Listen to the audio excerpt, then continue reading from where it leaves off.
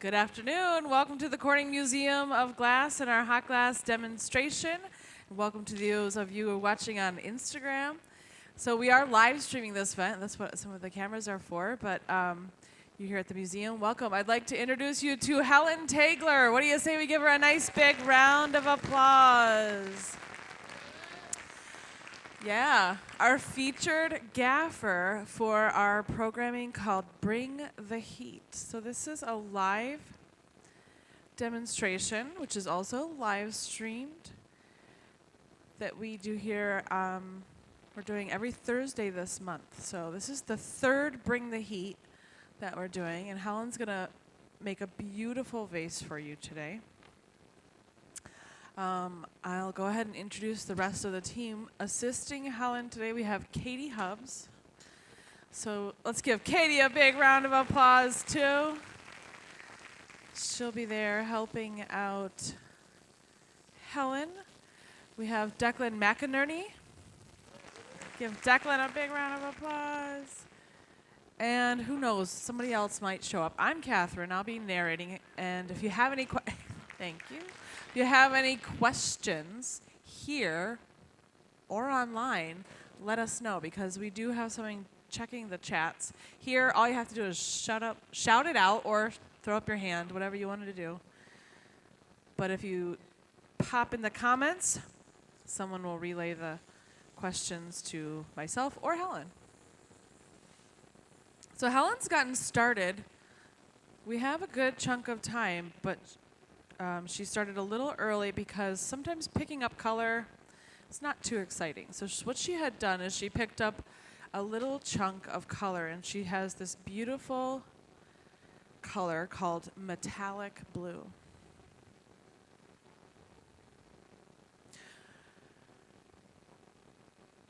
Look at these great shots. So we also have, I'll introduce some of our AV staff and some of our social media staff. So we've got Dan on the camera, we've got Connor doing the Instagram live. Of course, Emily will be doing some moderating and checking in the comments. The whole team is here with us today, so we're very excited.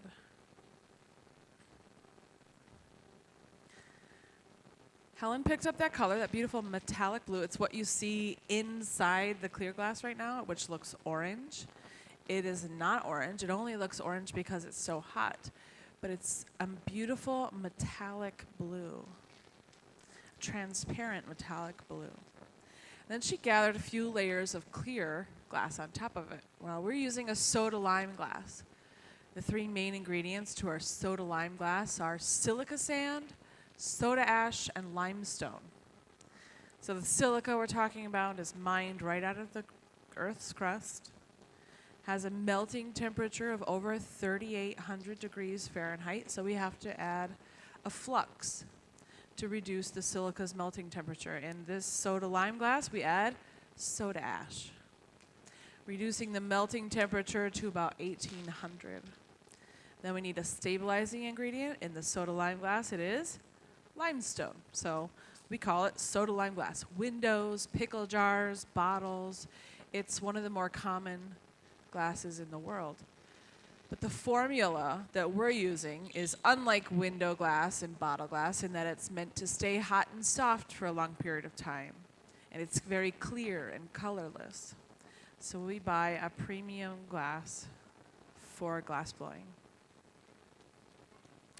Now here she's using, get this, a pad of paper. A pad of the local newspaper, folded up, soaked in water to shape that glass right in the palm of her hand. It's one of our favorite tools because it is soft and flexible, and really the only way to shape that glass with our hands. So this program is called Bring the Heat, and we are doing it in collaboration with our shops. How many of you are familiar with our shops? The shops here at the Corning Museum of Glass. Yeah, you probably walked through it before you got your admissions ticket. Saw a few things you might like to pick up. Our shops are online as well. So for those of you who are watching at home, don't worry. You don't have to walk through the shops. You can browse through the shops right from your desktop. So check out the shops, the Corning Museum of Glass.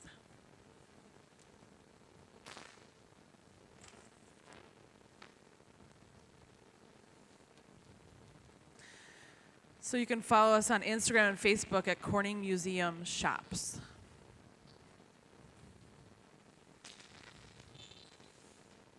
So we're doing this piece in collaboration with the shops because this piece will be sold. You got it. We don't sell most of the things we make here at the museum. We do have our made line, which are the pieces on these lit cases. It's a curated collection of production line that we make 1 or 2 a day, and we do sell here in the shops. But most of our demo pieces are not sold. Charitable donation, promotion, but you can't buy most of the things. So this is pretty exciting to be able to watch this being made, and then possibly someone could take it home. Yeah.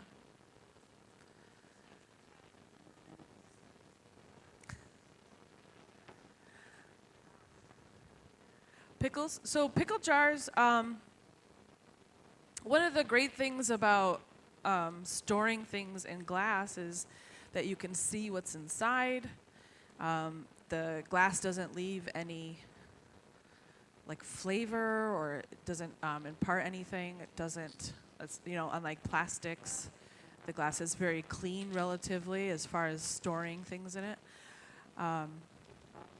But I could have said anything like pickle jars, spaghetti sauce jar, any kind of jar, canning jars, any kind of glass jar, yeah.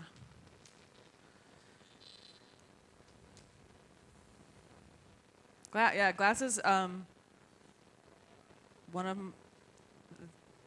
the better materials to store things in, to reheat things in. So when we talk about Pyrex and like the glass you can heat up in the microwave or the oven. So it's just a really great material for storing items, but also using them for cooking as well.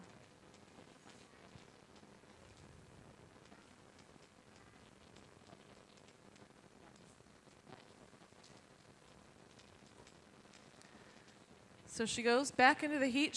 This is going to be the vessel. She's going to adorn this vessel with some beautiful flowers, some cherry blossoms.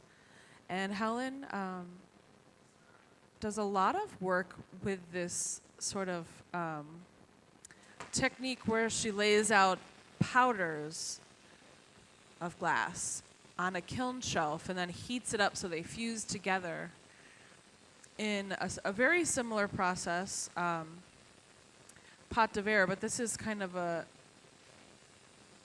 quicker, more a faster technique, but just fusing those powders of glass to create little flowers. So in a moment, we can look over here on this graphite plate that she has warming up, and we can see the fused powders that she's formed into sort of cherry blossom petals and leaves.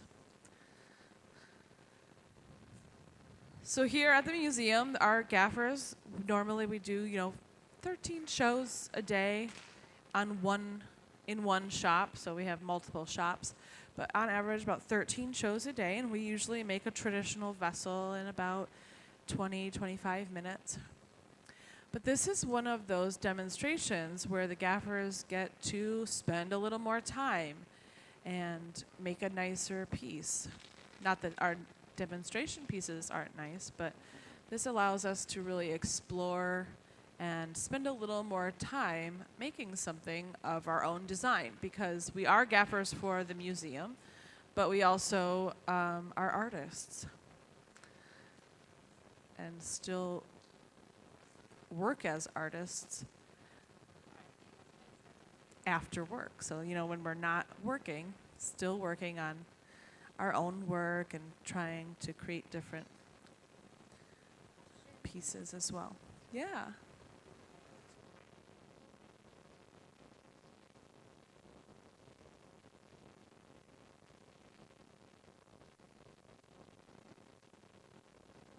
So they're getting ready to flip this around. So Katie's making what's called a punty.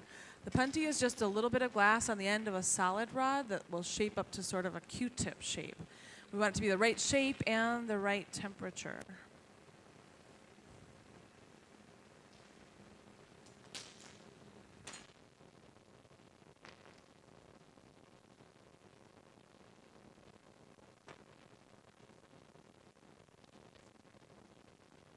Helen's been working with glass for about 30 years.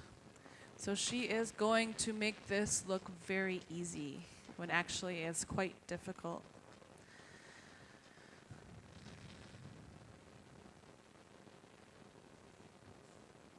She went to art school at Bowling Green State University and then got her master's degree from Southern Illinois University, and has worked as an independent artist and different shops and artists before coming to the museum. And now she is here at the Corning Museum of Glass full time.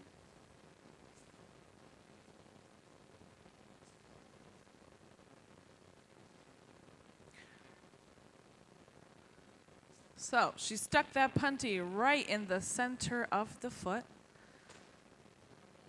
They'll run those two irons together, making sure everything stays lined up and centered. She'll create a little thermal stress on that constriction line, and with a light tap, it pops right off. But that blue, that metallic blue, looks like it was still a little gooey on the inside. It was colder on the outside, so it broke nice and clean on the outside, but that little bit of blue on the inside was still a little soft and gooey. So I don't know if you saw her get in there with the shears and just cut that away.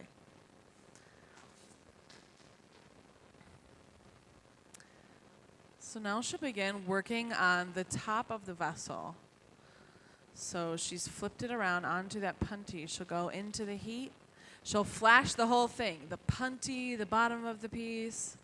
Then she'll back the glass out and she'll heat just the top or the opening.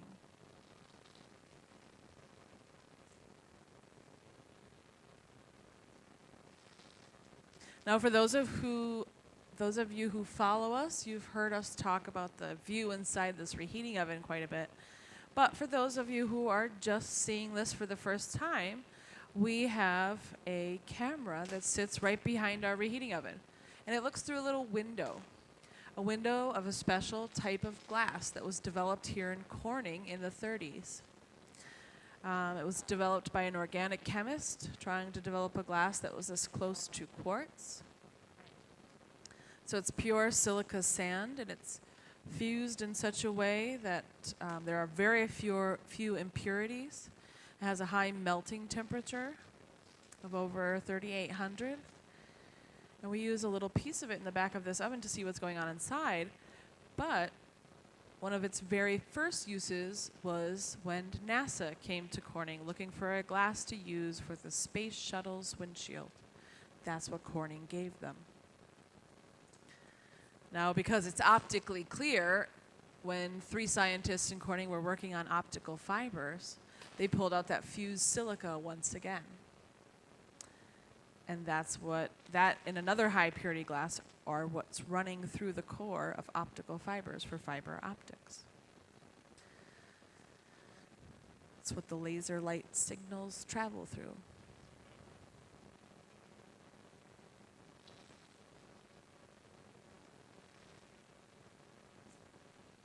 But one of the very important glasses that was developed here in Corning throughout the years.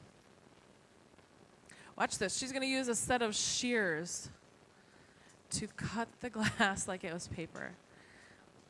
Look at that shot. That's satisfying. Cutting through the glass is pretty easy.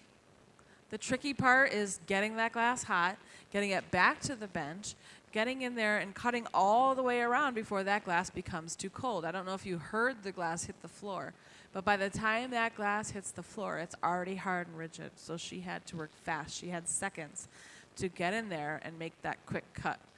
And like I said, with 30 years of experience, makes this whole process look very, very easy.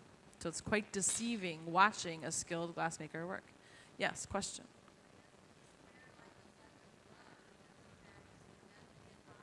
Yeah, why doesn't she wear a leather glove? She could.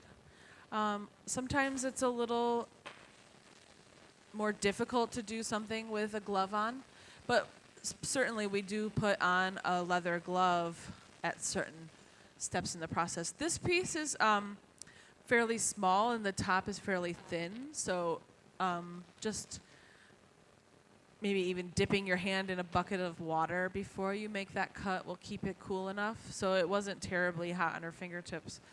Maybe if it was like a wide open bowl or a bigger bubble, then she might have asked for a heat shield. So in that case where the glove would be more in the way than helpful, we could have someone hold, like Katie or Declan, hold a wooden board in between the glass and our fingertips. That way we still have the dexterity of our hands, but the shield from the heat. But yeah, sometimes we'll throw in a leather glove. But even that leather doesn't hold up.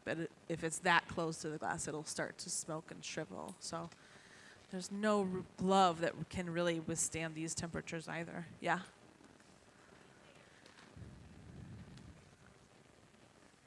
On average, about 6 or 7, but that's folded in thirds and then thirds again. So it's about as thick as a thick hot pad that you would use at home in the oven. This one's a little thicker. This one's probably about 10 sheets of paper, so it's a little on the thicker side. And it all depends. Different glass makers for different things some like to have a thin paper where they can actually squeeze the glass with their hands. Some people who work a little thicker like a thicker newspaper, and they don't want to, feel the heat through the glass, or they don't want to be able to squeeze the bubble. They just want it to be a nice shaping tool. So she's going to keep this punty warm with this fluffy torch, this propane torch, while she lets the bottom cool off. And she's going to have Katie jump in and help her out by taking quick reheats, or what we call flash heats. And then over here on this hot plate, she has those little cherry blossom flowers. So there's a nice shot of that. So this is fused powder. She fused them in a kiln. Actually, she's going to draw the branches first. So you saw her just pick up off the table some rods or canes of glass that she pulled in a beautiful assortment of brown colors. And she's going to use a high-powered torch that is very similar to the one you would find in a flame working demonstration or a flame working process. This torch runs around 3,000 to 4,000 degrees, and she'll heat up that rod in the torch. And she's going to use that rod or cane of glass to draw some branches on the side of this vessel. So she heats up the cane,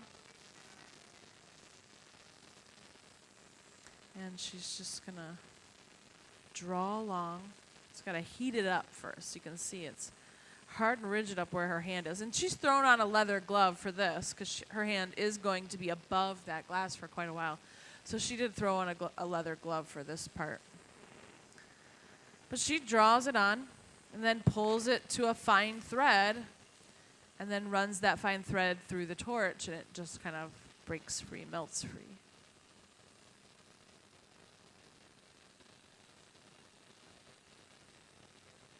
So she'll heat up the rod as Katie takes the glass for a quick flash. We never stay out of the oven for too long. If you stay out of the oven for too long, the outside will cool faster than the inside, and it will build up stress in the glass. Stress in the glass will eventually lead to a crack or a break. So you're going to see them maintaining temperatures of over 1,000 degrees the whole time we're working.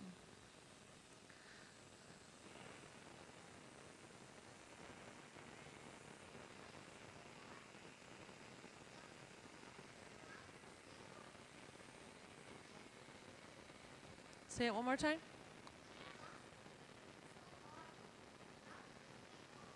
Stay on the pipe.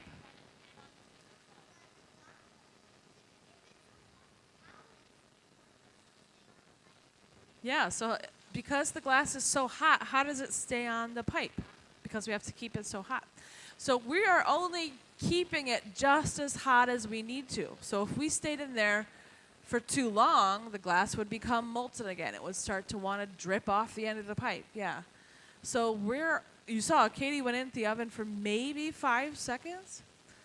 So she's not staying in there for a really long time where that glass would become molten again and start to kind of drip off the pipe. So yeah, it's all about experience and timing and temperature and making sure that she doesn't overheat it so that it doesn't drip off the pipe. Yeah.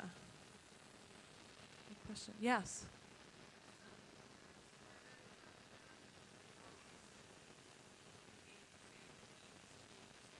No, none of them behave the same. Yeah, so the question was, do the different colors in glass, do they all behave the same or do they kind of react differently to the heat? They all kind of react a little different. Yep. So to make different colors in glass, we add different metal oxides, salts, and chlorides to the clear glass. Cobalt makes that beautiful dark cobalt blue. Iron makes green.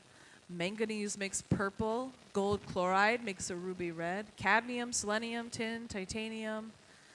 And depending on how much of that metal oxide you are using, will sometimes affects the way it moves. So sometimes if you add like a lot of a dark color, that color could be softer, heat up quicker and become softer. If you use some opaque oranges or white or red, sometimes those can be a little stiffer. And so sometimes working with multiple colors can be tricky because when you're inflating a bubble and you have softer areas and stiffer areas, that can be problematic. So yeah, we do have to plan for that when we're working with the colors. Yeah, definitely. Yep. So as beginner glassmakers, we usually start off in clear. It's like the basic foundation. So when you're building your foundation, it's good to do it in clear because the clear, we can actually see the wall thickness. We can kind of be consistent with the way it's moving. But when you start adding color, that's kind of like learning to blow glass all over again because it's a whole nother feeling, yeah.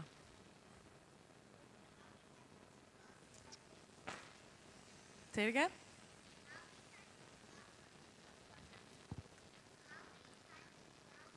How many types of glasses are there? Hundreds of thousands. I have no idea. But I know Corning Incorporated, which is the company in town that has made glass for many years, they hold patents on hundreds of thousands of different recipes for glass. It's still working on more today. So they're, inventing and developing new types of glass all the time. But yeah, there's many, many, many hundreds of thousands of different recipes for glass. So Helen's starting to add some of those cherry blossoms. Look at that. Isn't that pretty? These are like paper thin. They're very, very delicate, and she's just fusing them down to the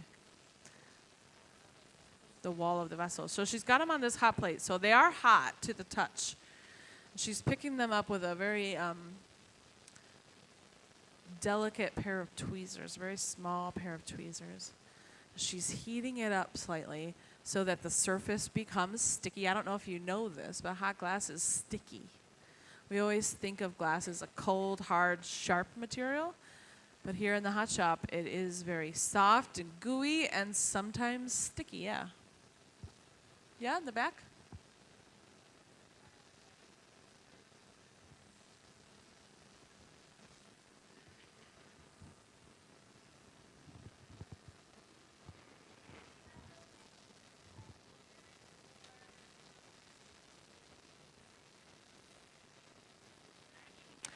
Do we ever let interns come in as a helper? Yes. Declan is our summer intern.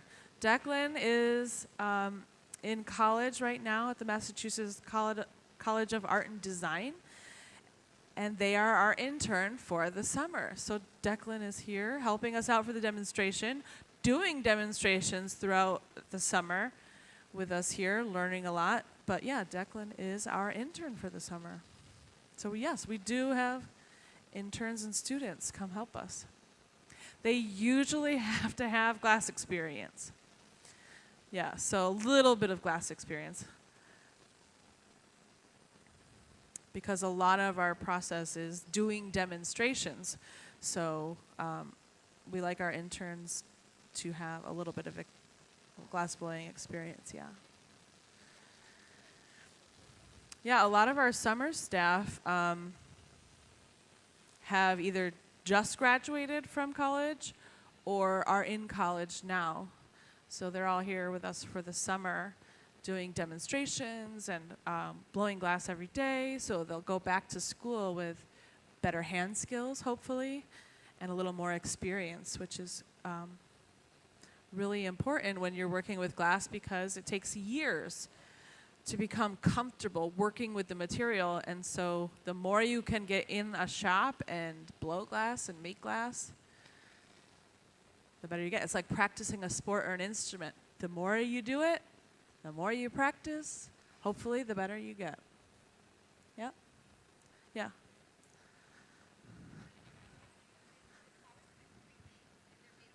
Yep. Yep. Yeah, so the flowers were pre-made. She took powders of glass and kind of sprinkled it on a kiln shelf. So a shelf that you would be able to put into a kiln.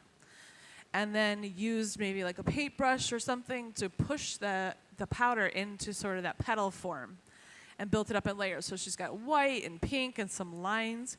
And then she turned it on in a kiln to sort of a fusing temperature, which was maybe 1300 or so that they just fuse together.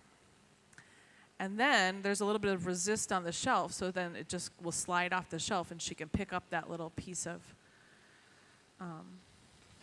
glass powder and use it on the vessel, yeah. Yeah.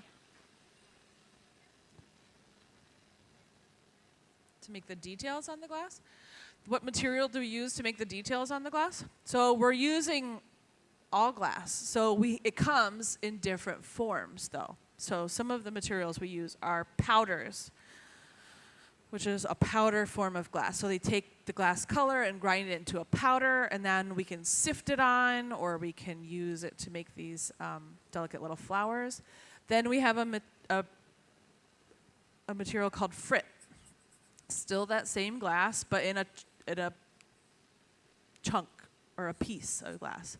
So this is a frit size 1, I think. Frit comes in frit size 0 up into frit size 4. Frit size 4 would be like an aquarium gravel size, so like a little pebble size. So that would leave you with like a bigger speckle. This is a size 1, and it's more like a coarse sea salt. The frit size 0 is like a little bit closer to a powder. So like this, these little blue speckles, they might be a size 2 frit or size 1. Then we have stringers, which she has a little bit of a pink stringer on some of these flowers. So like a spaghetti, like a dry spaghetti.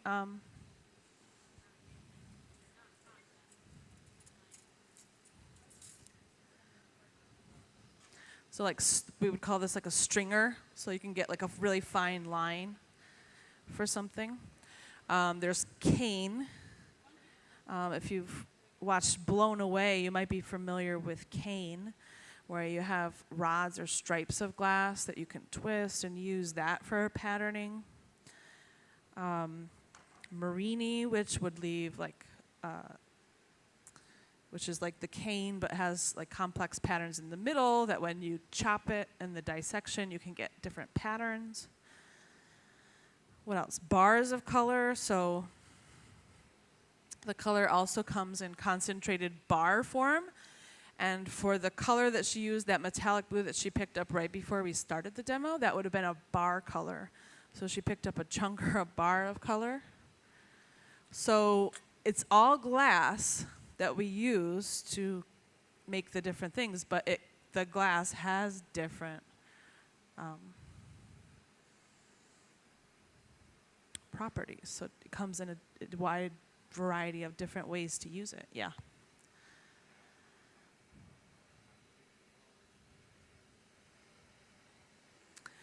Yeah, when we gather over the bar color, how do we get it evenly distributed? She picked it up. Did you pick it up right on the pipe, the color? So she picked it right up on the pipe and she heated it like till it was all molten. So if you don't heat it evenly, you're not going to get even bubble. Then she started a small bubble in it. So it's all about just heating it evenly, making sure that first bubble goes in evenly. There's another way to do it where she would have gathered a clear bubble, a small clear bit of glass, started a little golf ball sized bubble in it.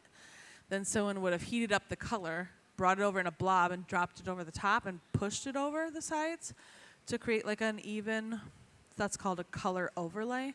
Again, there's multiple ways to do one thing. So Helen just picked it up on the pipe and heated it evenly and started bubbling evenly, and that gives it makes it nice and even. But if you don't do things evenly, that's when you get the unevenness. So let's say like she didn't heat that blob of color evenly. There was a cold spot. There would have been a thicker part of the color, and the rest of it would have blown out a little thinner. Yep. So it's all just doing it the right way, taking your time, making sure everything's hot and even. Yeah. So this will be sold. This will come out of the annealing oven. We'll take some pictures of it and we'll post it for sale sometime next week.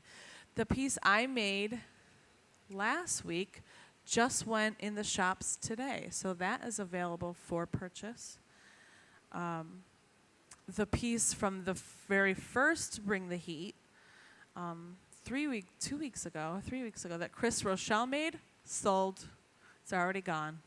Someone that was here watching the demonstration had to have it, and it's theirs. So that one is gone.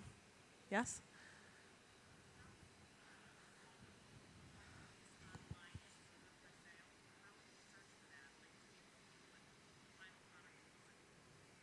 Yeah, so to see the final product, so it's going to be in several different places. So it's going to be on Instagram and Facebook. Connor and Emily will make sure that gets on. They'll do like a reel and then post a picture of the final thing. And then the shops will come in and they'll take a picture of it and they'll put it in the listing to be sold. It'll be on YouTube, so we are also live streaming on YouTube right now. So that will be forever. That recording will be on the web forever. So you'll be able to see it there. And at the end of that YouTube will be a picture of the piece. So it's going to be posted in a lot of different places. But you could always just search Bring the Heat in the shops or on our website, and they should pop up there.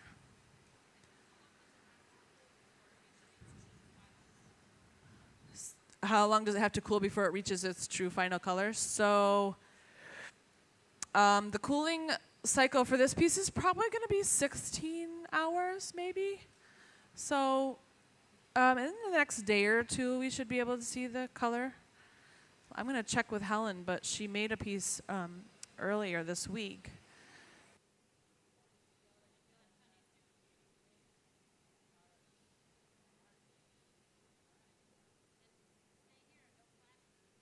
Right now she's adding a couple leaves. So not only does she have those beautiful cherry blossoms, but she's got some green leaves as well.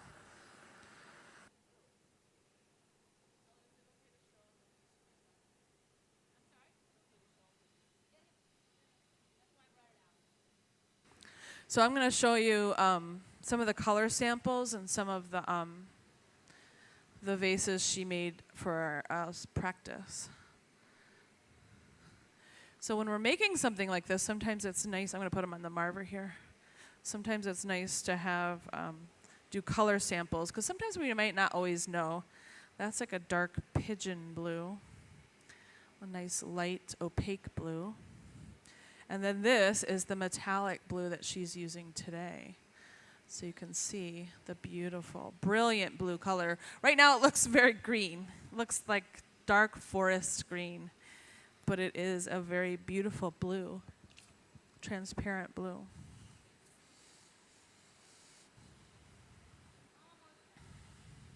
Yes, so if you fall in love with this, check out the shops on our website. Follow on Instagram and Facebook.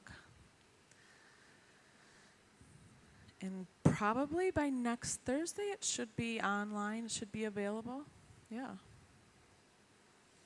So this is a very fun program for not only the gaffers involved here for our shops, but the shops as well. So it's always fun to collaborate with the shops and to be able to have these pieces available for purchase. Because like I said, people come to the museum and they can purchase the made line, and they can purchase glass from all over the world, and they can purchase glass from local artists, but sometimes it's nice to find something that you saw made, or that you have a video of that you can watch, and you know how it was made, and you get to know the artist a little bit. So this is a really fun collaborative effort between our programs and the shops, and the sale and the money from this piece being sold will benefit our programming here at the Hot Glass Museum. Yeah.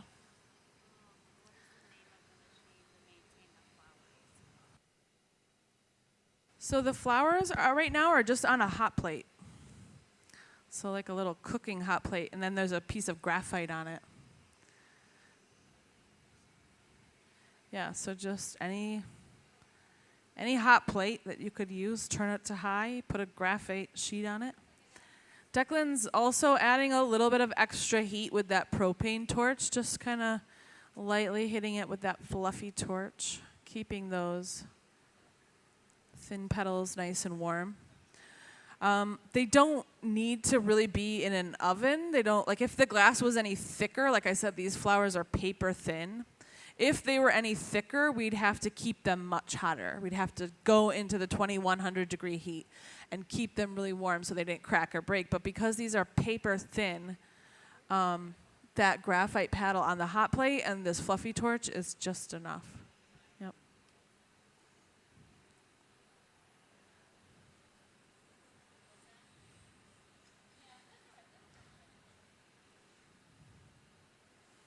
So she did make a lot of flowers. I don't know if she's going to use all of these flowers. This is like a sketch, and like you can draw it out and you can plan it, but the best way to do it is as you're making it, kind of coming up with the design and working on it in the moment. So she probably made more than she will need, just so she has enough. And then there's always room for, accidents. If one slips out of the tweezers, or if she squeezes it a little too hard and it cracks and breaks, then she has extras. But she just said to Katie, "What do you think?" So they're looking and seeing if maybe any space needs to be filled, looking at the composition. Quick reheat. But I think they might be pretty close to being finished.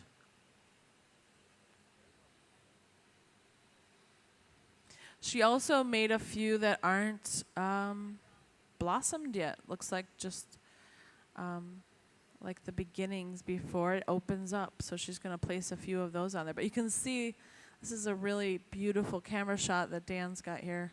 Nice close-up shot. You can see the detail, the stringers in those flowers, the variation of color. So it's got that beautiful white color with the pink powder over top, and some of those pink stringers as well.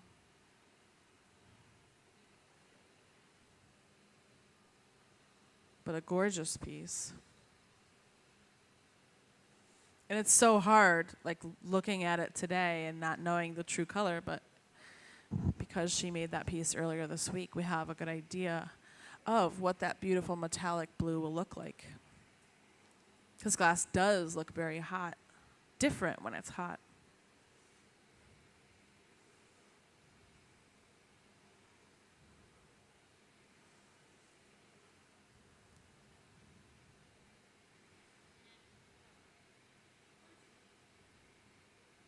So you can see they are soft and hot still. She can kind of still push those around a little bit.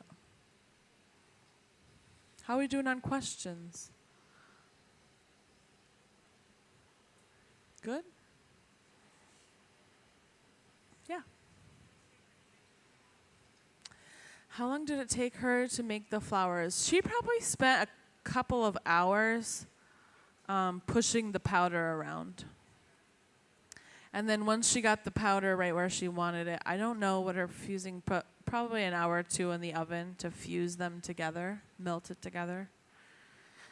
I know she put them in the oven and then she came running in because she was so excited to see what they had looked like. Because glass, as you heat it up, it kind of shrinks a little bit, so you don't ever really, unless you've done it before, you don't ever really know what you're going to get. So she opened the oven and was very happy with what she saw.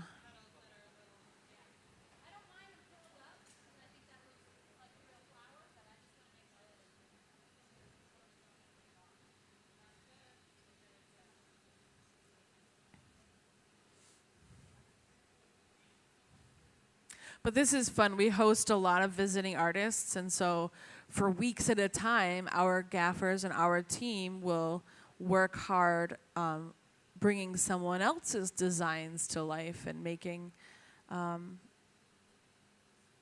their pieces for the week. So this is so exciting for us as glassmakers here at the museum to be able to work on something and prep it for the week leading up to it and really make some really beautiful work and maybe some new work that we hadn't tried before, or just getting a little more time to work on something of our own design. So we feel very fortunate to be a part of this program. And then bonus, the museum gets to offer it for sale, so that's exciting as well.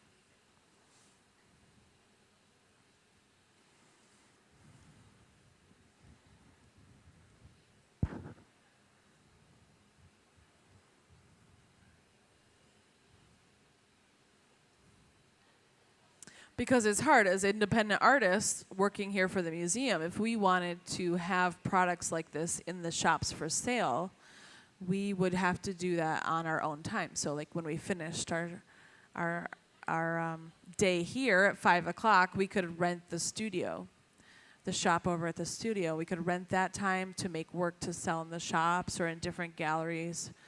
And so when you're working full time, that sometimes can be a little tricky because, work-life balance. And so being able to still do a little bit of this sort of research and development in our day here is exciting because we get to, work on a new product line or work on a new piece, see if it'll sell, and then go to the shops or go to the studio and rent the time and pay the assistants to make the work to sell for the shops. So it allows us to still be gaffers here for the museum, but still kind of have a little time to explore and do some research and development.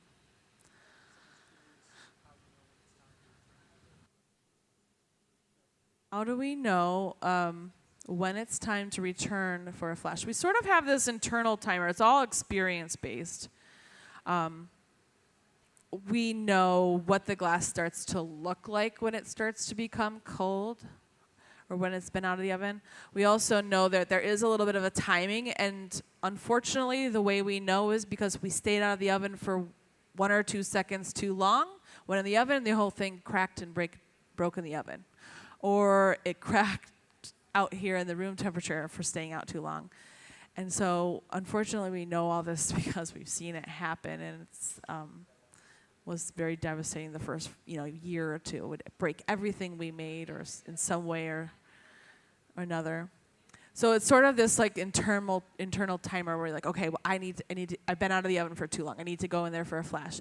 But also we can see it. There it is, a nice look at the beautiful vase with the beautiful cherry blossoms. It's a feeling and a look. So you can look at it and say, okay, that looks cold. Or you can say, I've been out of the oven for way too long. I need to get in the oven.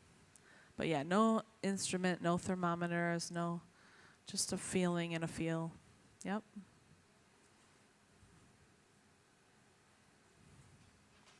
All right, Declan's suited up in the silver suit. They have a set of Kevlar gloves on.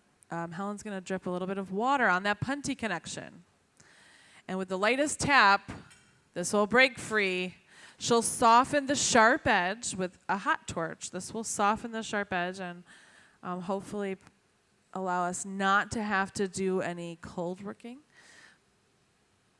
or grinding or polishing. So just softening that sharp edge. And then into the slow cooling oven where this will stay. This is the hardest part, where it will stay for the next 16 to 24 hours. Helen Tegeler, everyone. A beautiful piece. Katie Hubbs, Declan McInerney, Emily, Dan, Connor, the whole team. And thank you for tuning in and coming here to the museum to check out our demonstrations. And we hope to see you soon. Enjoy the rest of your visit. Your tickets are good for 2 days, so if you're still around, we're open for another 45 minutes, it looks like. The shops will be open a little longer.